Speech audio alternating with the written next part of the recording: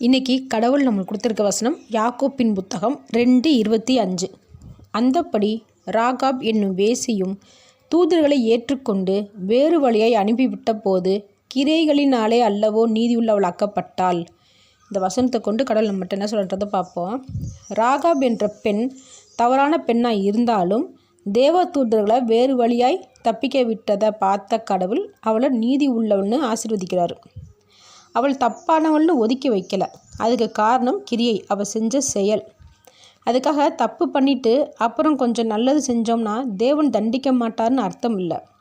இந்த பெண் தூதர்களை ஏற்றுக்கொண்டு அப்படின்னு சொல்லப்பட்டிருக்கு.